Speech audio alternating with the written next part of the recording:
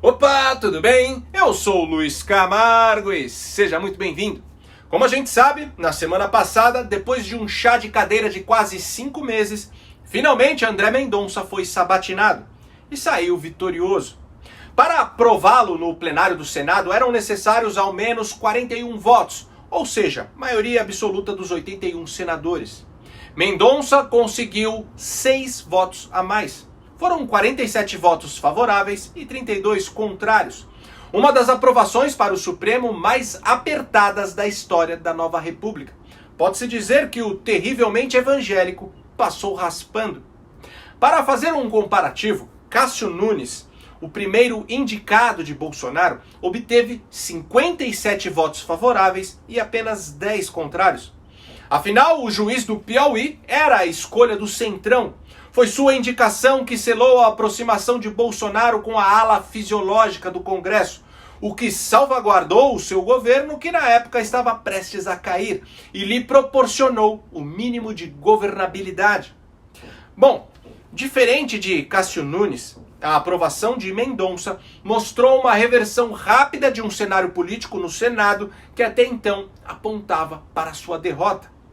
Uma semana antes, a leitura feita por parlamentares é que ele seria rejeitado por pouco ou que passaria com apenas 1 ou 2 votos a mais. Mesmo os senadores evangélicos não estavam tão convencidos com a sua aprovação. A reversão do cenário de última hora é apontado por senadores da base governista como fruto de uma articulação conjunta entre Bolsonaro, a bancada evangélica, líderes evangélicos e o próprio Mendonça. A virada começou na sexta-feira, dia 26, quando o próprio Bolsonaro intensificou os esforços pela aprovação em conversas individuais com parlamentares.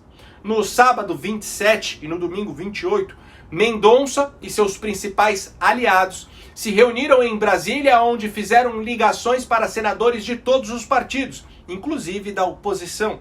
Isso sem contar que durante os 4 meses que ficou aguardando a sabatina, o indicado do presidente percorreu gabinete por gabinete, pleiteando sua aprovação. Antes de André Mendonça, quando uma pessoa era indicada para o Supremo Tribunal Federal, ela não precisava fazer praticamente nada, apenas aguardar, pois já estava tudo garantido. A sabatina era apenas um grande teatro. Hoje vemos essa antiga regra sendo quebrada. Pela primeira vez o Brasil testemunhou uma sabatina verdadeira. É claro que durante a sessão, Mendonça respondeu o que a bancada queria ouvir, como muito bem exposto pela juíza Ludmila Lins Grilo em seu Twitter. Abre aspas. Sempre dou a mesma dica para meus alunos concurseiros. Quando chegarem à etapa da prova oral, digam ao examinador exatamente o que ele quer ouvir. Lacrem, se for preciso. Entrem na instituição e ocupem os espaços. Prova oral não é o momento para bancar o independentão. Fecha aspas. Mas o que causou muita polêmica na sabatina, inclusive crítica de alguns apoiadores de Bolsonaro, foi a resposta que Mendonça deu ao senador Flávio Contarato sobre casamento entre pessoas do mesmo sexo. A pergunta é muito objetiva. Se hoje estivesse sendo julgado, deliberado, o reconhecimento do casamento civil entre pessoas do mesmo sexo, tivesse empatado 5-5, Vossa Excelência, como ministro, votaria a favor ao casamento entre pessoas do mesmo sexo ou não? A resposta é extremamente objetiva. Reitero, e isso até em comum com o que colocou o senador Contarato, meu compromisso com a Constituição. A Bíblia no Supremo é a Constituição. Repito, não esperem de mim perfeição, mas a busca de tentar encontrar aqui as soluções. Essa busca, Vossas Excelências podem esperar de mim. Não, eu só queria saber se o senhor é favorável ao casamento entre pessoas. É isso. O senhor é favorável ao casamento entre pessoas do mesmo sexo? Casamento civil? Bom, o casamento civil, isso. Eu tenho a minha concepção de fé específica. Agora, como magistrado da Suprema Corte, isso tem que estar abstraído, eu tenho que me pautar pela Constituição. O senhor é favorável ao casamento civil entre pessoas do mesmo sexo? Eu defenderei o direito constitucional do casamento civil das pessoas do mesmo sexo. Obrigado, senhor presidente. Bom, como a gente sabe, não cabe a um ministro do Supremo legislar. Quem estabelece leis é o parlamento. Sendo assim, Mendonça respondeu que buscaria na Constituição a solução para a questão do casamento gay.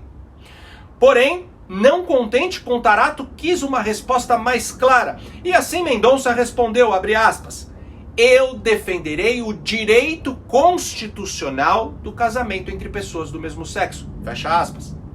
Veja bem, ele não disse simplesmente eu defenderei o casamento entre pessoas do mesmo sexo. Ele disse eu defenderei o direito constitucional. E essa palavra faz toda a diferença na sua resposta, pois preste atenção no que diz a Constituição no seu artigo 226, inciso 3, abre aspas.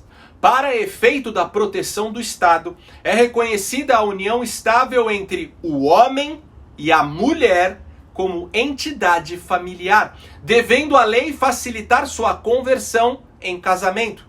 Fecha aspas. Ou seja, na nossa Constituição não existe casamento civil entre pessoas do mesmo sexo, apenas entre um homem e uma mulher. Sendo assim, se Mendonça for mesmo um juiz constitucionalista, como todo ministro do Supremo deveria ser, ele não pode defender tal direito, a não ser que o Congresso crie uma emenda constitucional que estabeleça como lei o casamento civil entre pessoas do mesmo sexo. Essa é uma discussão que deve acontecer no legislativo, onde as leis são criadas, e não no judiciário, onde as leis são aplicadas e resguardadas. Mas enfim, apesar de pela primeira vez a sabatina não ter sido um mero teatro protocolar, ela inevitavelmente refletiu o nível moral e intelectual daqueles que ocupam a principal casa legislativa desse país. E assim, em uma única sessão, vimos a destruição da matemática. Para cada mulher morta no Brasil, pelo menos duas. Para cada mulher morta no Brasil, pelo menos duas são negras. A destruição do latim. E que nós, parlamentares, tenhamos a hombridade de fazer a nossa meia-culpa, ou ela inteira. E a destruição do conceito mais básico de democracia. Abaixo de Deus, só o Supremo Tribunal Federal no Brasil. E abaixo do Supremo Tribunal, comparado ali, os poderes executivo e legislativo. O que acabou proporcionando para nossa diversão uma verdadeira avalanche de memes prontos. Bom, mas para ser sincero, Mendonça está muito aquém do que seria um magistrado de fato conservador. Eu mesmo já o critiquei muito no canal. Porém, ele é de longe a melhor indicação já feita para uma cadeira do Supremo desde a redemocratização do país. Sua alta rejeição no Senado e o tempo que ficou esperando para ser sabatinado provam isso. A turma da terceira via, os lambibolas do Moro, não cansam de falar de que ele escreveu um bendito livro em homenagem ao Toffoli e que ele conta com a simpatia dos ministros mais execráveis da Suprema Corte, como Alexandre de Moraes e Gilmar Mendes, e que isso provaria que Mendonça é só mais do mesmo. O que não é verdade, e eu explico. André Mendonça se formou pela Faculdade de Direito de Bauru e tem os títulos de doutor em Estado de Direito e Governança Global e de mestre em Estratégias Anticorrupção e Políticas de Integridade pela Universidade de Salamanca, na Espanha. E ao contrário do Toffoli, que foi reprovado por 2 vezes no concurso de juiz, Mendonça, no ano 2000, passou no concorridíssimo concurso público para a vaga de servidor na Advocacia Geral da União. E por conta de seus méritos, chegou ao posto de corregedor geral do órgão. Quando Lula se tornou presidente e colocou o então advogado do PT, Dias Toffoli, para ser ministro da AGU, o ministro petista passou a ser seu chefe. E foi aí que rolou a aproximação entre os dois. Em 2002, Toffoli nomeou Mendonça como diretor do Departamento de Patrimônio Público e Probidade Administrativa. E com o tempo, acabou nascendo uma grande amizade entre ele e o então ministro da AGU. Amizade essa que possibilitou que Toffoli recebesse uma menção honrosa em seu livro publicado em 2019, chamado Democracia e Sistema de Justiça. Agora veja bem, Vamos supor que você conseguiu um emprego em uma grande empresa que você sempre desejou trabalhar.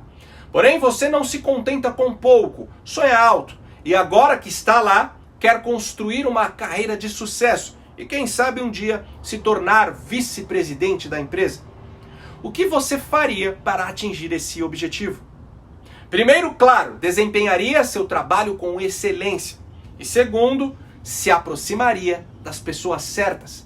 Ganharia o respeito, a confiança e, quem sabe, a amizade delas.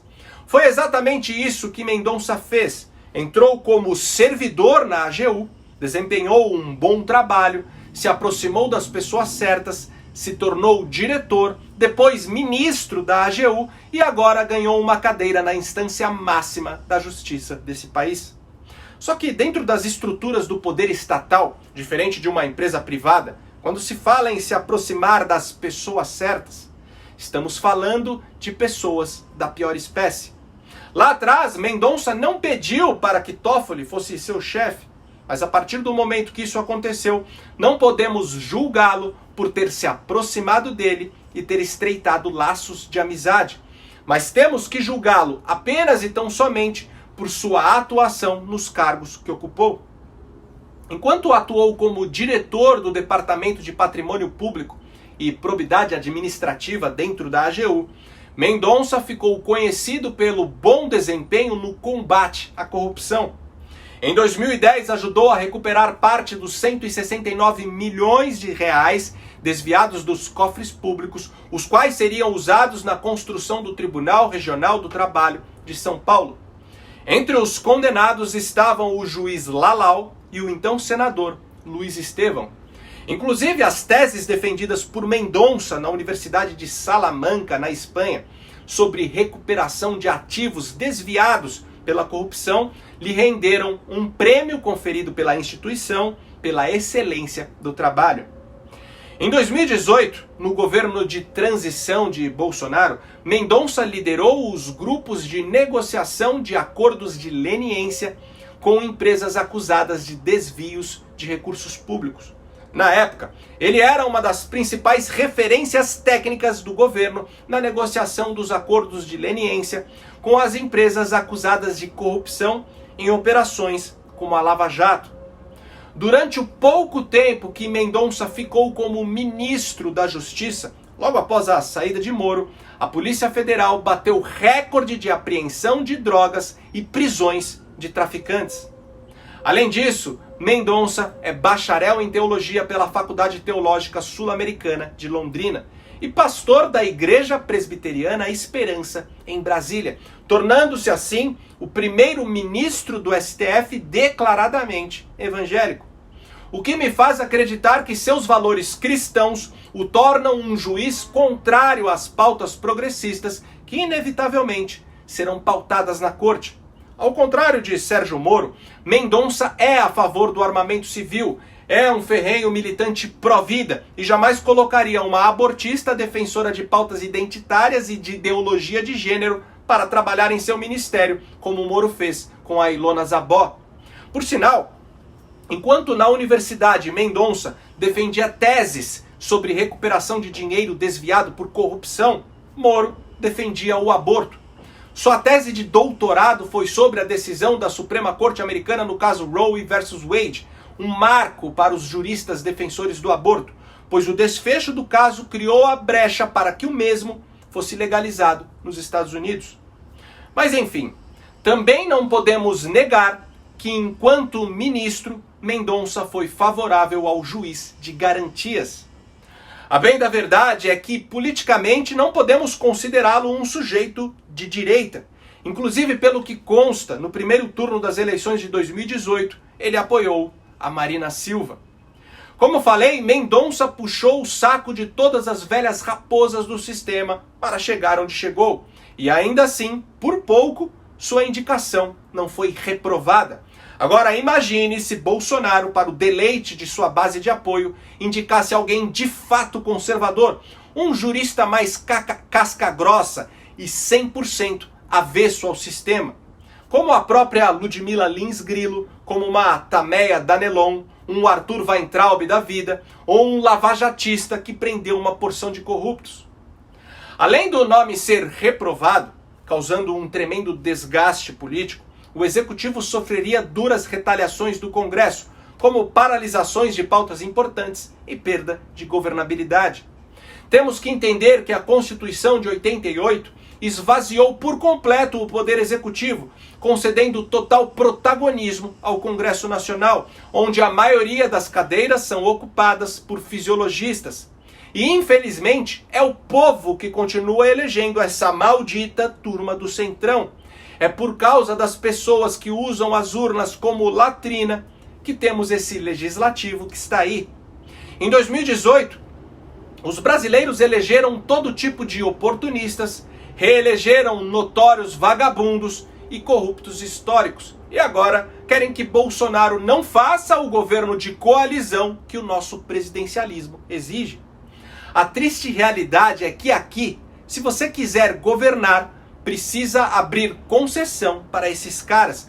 Não tem como fazer diferente, nenhum que hoje se considere a terceira via faria diferente. Não é à toa que a campanha mal começou e o Moro já está acenando para o Centrão. Agora, uma coisa é fato. Ninguém pode negar que no início de seu mandato, em 2019, Bolsonaro buscou governar de forma independente, conforme prometeu em sua campanha. Tanto que o seu time inicial de ministros foram todos escolhidos por suas capacidades técnicas e não frutos de acordos políticos partidários. Mas o que aconteceu no seu primeiro ano de governo? As manchetes dos jornais estampavam todos os dias que Bolsonaro estava se tornando uma rainha da Inglaterra. Nenhum de seus projetos eram pautados, e todos os que hoje condenam essa sua aproximação com as velhas ratazanas da política cobravam do presidente mais articulação. O sistema é foda, parceiro. Achar que um indivíduo sozinho estabelecerá uma gestão purista é uma grande ilusão. Um país com mais de 100 anos, sendo subjugado por oligarquias fisiológicas, com uma população formada em grande parte por analfabetos funcionais que não sabem votar, definitivamente não mudará da noite para o dia. Ou seja, Bolsonaro está jogando com as cartas que estão disponíveis na mesa. Como a gente está cansado de saber, a política é a arte do possível. E dentro desse possível, que está longe de ser o ideal, acredito que Mendonça foi a escolha mais acertada. Por sinal, até o candidato da terceira via reconheceu isso. Abre aspas para o ex-juiz, ex-ministro, ex-blogueiro dos Antas e atual presidenciável Sérgio Moro. Parabenizo o ministro André Mendonça pela aprovação para o STF. Com seus atributos técnicos e sua formação cristã, desejo que o fortalecimento do combate à corrupção, marca da sua trajetória na AGU, guie suas decisões, razão pela qual o Podemos aprovou a sua indicação. Fecha aspas. Bom, a posse de Mendonça será no próximo dia 16 de dezembro e ele integrará a segunda turma do STF, ao lado dos ministros Nunes Marques, Gilmar Mendes, Ricardo Lewandowski e Carmen Lúcia. Por conta do recesso do judiciário, não conseguiremos ainda esse ano analisar a atuação do terrivelmente evangélico, pois não terá tempo para dar votos ou tomar decisões monocráticas. Mas assim que a corte retomar os trabalhos, inúmeras questões polêmicas passarão por sua caneta. Entre elas, a ação movida pelo presidente Bolsonaro contra decisões judiciais que bloquearam os perfis de seus apoiadores nas redes sociais. Mendonça também terá direito a voto em ações que ainda serão julgadas em plenário, como as que discutem a PEC da prisão em segunda instância, o marco temporal, a taxação de grandes fortunas, os decretos de armas do presidente, a revisão do marco regulatório do saneamento e a análise da ação que proibiu operações policiais em favelas do Rio de Janeiro durante a pandemia. E somente através do seu posicionamento nessas questões que saberemos de fato qual é a do Mendonça. Se ele cumprirá a missão que 57 milhões de brasileiros esperam que ele cumpra, ou se ele se juntará à roda dos escarnecedores. O que nos cabe agora é observar. Pessoal, eu consegui prorrogar as promoções de Black Friday da minha biblioteca. Vão até essa quinta-feira, dia 9. Sendo assim, eu quero recomendar 3 livros fundamentais para que você possa compreender em uma linguagem acessível e sem juridiquês o que está acontecendo em nosso país. Afinal, estamos em um estado de exceção. Estamos sob a vigência de uma ditadura do poder judiciário. Bom, o primeiro livro é o best-seller O Inquérito do Fim do Mundo. De R$ 56,00 você vai pagar apenas R$ 28,00. O segundo é Globalismo e Ativismo Judicial, de R$ 53,00 por apenas R$ 28,00 também. E o terceiro é o super lançamento Sereis como Deuses, o STF e a Subversão da Justiça, que de R$ 74,00 você vai pagar apenas R$ 37,00. E você pode pagar ainda mais barato em cada livro comprando o kit Deuses Togados, que já inclui os 3 livros por apenas R$ 129,00. Com certeza, tudo que os urubus togados mais temem é que o cidadão comum tenha acesso às informações contidas nestes livros. Por isso, terminando o vídeo, já acessa bibliotecadoluiz.com.br. Eu também vou deixar fixado aqui no topo dos comentários os links para cada um desses livros e do kit Deuses Togados. E por hoje é isso aí. Curte e compartilha ao máximo esse vídeo. Deixa aqui nos comentários a sua opinião, ou deixa só um alô mesmo, pois isso ajuda demais na nossa relevância. Confere se você continua inscrito no canal, aciona o sininho das notificações e diante de toda essa perseguição que os canais conservadores estão sofrendo, se você acha meu trabalho importante e puder ajudar a manter esse canal em plena atividade, contribuindo com qualquer valor, nem que seja com R$1, o link do nosso Apoia-se está aqui na descrição do vídeo. Me segue também nas redes sociais, Twitter, Instagram, Facebook e no Telegram, @LuizCamargoVlog. Então até o próximo vídeo, valeu!